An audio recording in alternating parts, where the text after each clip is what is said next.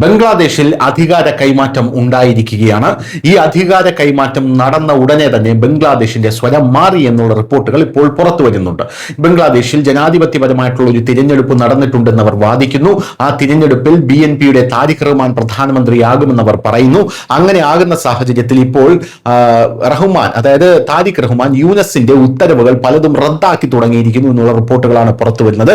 ഇന്ത്യയുമായി ഊഷ്മളമായിട്ടുള്ള ഒരു ബന്ധം കെട്ടിപ്പടുക്കേണ്ടത് കാലത്തിന്റെ അനിവാര്യതയാണ് എന്നാണ് ഇപ്പോൾ താരിഖ് റഹ്മാൻ പറഞ്ഞുകൊണ്ടിരിക്കുന്നത്. എന്തായാലും ബംഗ്ലാദേശിന്റെ പുതിയ പ്രധാനമന്ത്രി താരിഖ് റഹ്മാൻ ഇന്ത്യൻ പൗരന്മാർക്കുള്ള വിസ സേവനങ്ങൾ പുനരാരംഭിക്കാനാണ് ഇപ്പോൾ തീരുമാനിച്ചിരിക്കുന്നത്.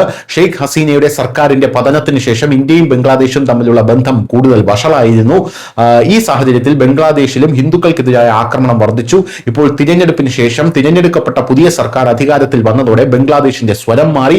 ഇന്ത്യയുമായുള്ള ബന്ധം മെച്ചപ്പെടുത്താൻ ബംഗ്ലാദേശ് ഇപ്പോൾ ആഗ്രഹിക്കുന്നതായിട്ടുള്ള ഒരു തോന്നൽ ഇന്ത്യക്ക് നിലവിലുണ്ട്. ഡൽഹിയിലെ ബംഗ്ലാദേശ് ഹൈക്കമ്മീഷണർ ഇന്ത്യൻ പൗരന്മാർക്കുള്ള വിസ സേവനങ്ങൾ പുനരാരംഭിക്കുന്നതായി പ്രഖ്യാപിച്ചു.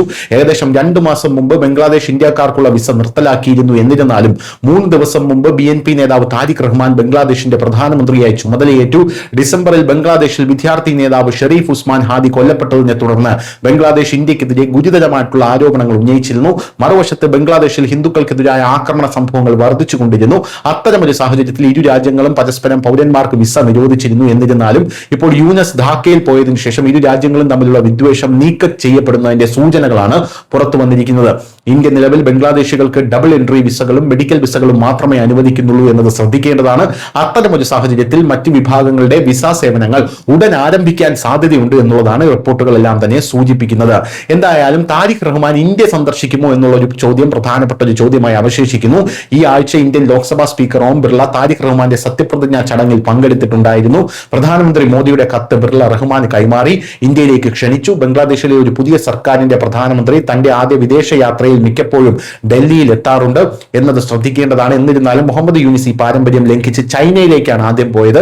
റഹ്മാൻ തന്റെ ആദ്യ വിദേശ യാത്രയ്ക്ക് ഏത് രാജ്യമാണ് തിരഞ്ഞെടുക്കുന്നത് എന്ന് ഇന്ത്യ ഇപ്പോൾ പ്രധാനമായും ഉറ്റുനോക്കുകയാണ്. News desk India Malayalam.